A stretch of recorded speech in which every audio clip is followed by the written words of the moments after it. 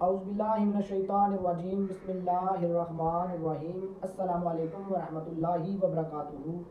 آپ کا host and دوست ڈاکٹر محمد طیب آپ کی خدمت میں حاضر ہے۔ آج ہم بات کریں گے ایگزامینیشن اینڈ کیئر۔ اس سے پہلے آپ سے ریکویسٹ ہے کہ ڈاکٹر محمد طیب یوٹیوب چینل کو سبسکرائب کریں، بیل آئیکن کو کلک کریں۔ Bundle of thanks. جب پیدائش کا وقت قریب ہوتا ہے تو اس کے سلسلے ہونے والے کاموں میں قبل از ولادت معائنہ اور چند ضروری باتوں کی تکمیل لازمی ہوتی ہے۔ اس کی تفصیل ہم آپ کو بتا رہے ہیں۔ آمادگی موٹیویشن۔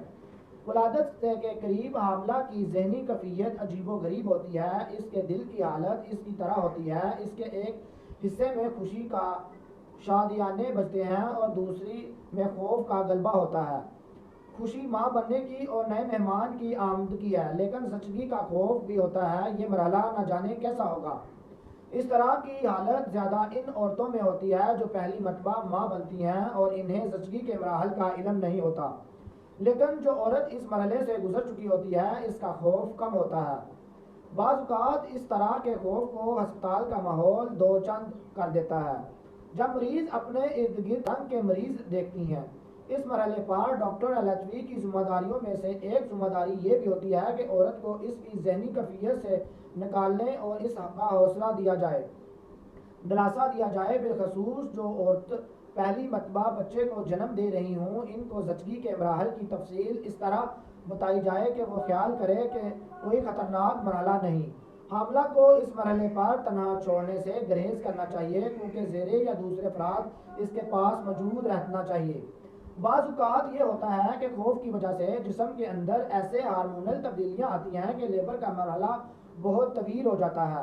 لہٰذا یہ بہت ضروری ہے کہ حاملہ کو آخری مرحلے پر زچگی کے مراحل سے گزرنے کے لیے ذہنی طور پر تیار کیا جائے۔ اگر حاملہ ذہنی طور پر تیار نہ ہوں تو اس سے درد بھی کمزور پڑ جاتا ہے، لیکن اگر حاملہ ذہنی طور پر تیار ہو تو اس کے اثرات براہ راست جسم پر پڑتے ہیں اور حاملہ بغیر کسی پیچیدگی کے اس کے مرحلے میں بخوبی گزر جاتا ہے۔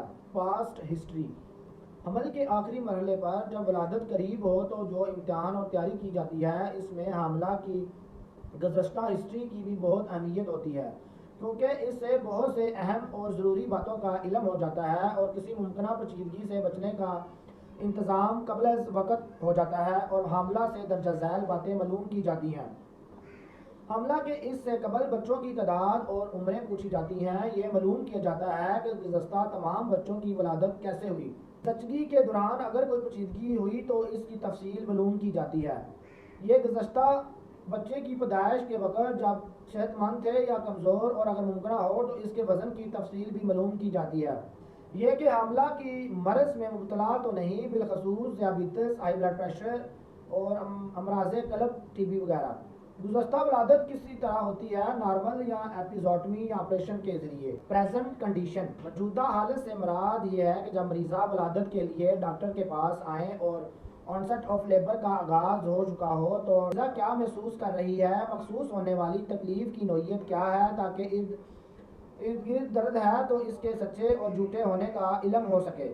کنسٹرکشن شروع ہو جائے تو کتنا عرصہ گزر چکا ہے، کنسٹرکشن کا درمیانی وقفہ اور اس کا دورانیہ کتنا ہے، معلوم کیا جائے کہ ممبرین پھٹ چکی ہے یا نہیں، یہ کہ وجائنا سے کسی طرح کی خون آلودہ رطوبت خارج ہو رہی ہے یا نہیں، یعنی شوک کی علامت ظاہر ہوئی ہے یا نہیں، کیا مریض خالی پیٹ ہے، اس نے کھانا کھایا ہوا ہے، کھانا کھائے کتنا وقت گزرا ہے اور کیا کھایا ہے، مریض کی تکلیف کی شدت کیا ہے، مریض کے احساسات کیا ہیں، دل تو نہیں گھبرا رہا، کسی قسم کا خوف تو نہیں۔ جنرل معائنہ، جنرل ایگزامینیشن۔